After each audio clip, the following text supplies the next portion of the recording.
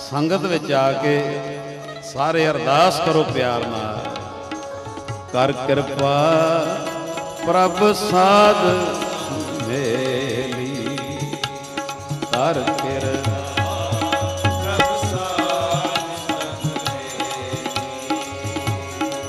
ਜਾਂ ਫਿਰ ਦੇਖਾਂ ਤਾਂ ਮੇਰਾ ਅੱਲਾ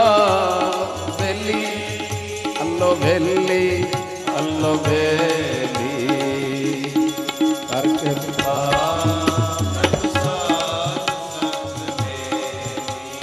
ਹਾਂਜੀ ਕਰ ਕਿਰਪਾ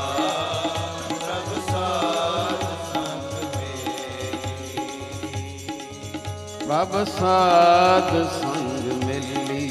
ਪ੍ਰਭ ਸਾਧ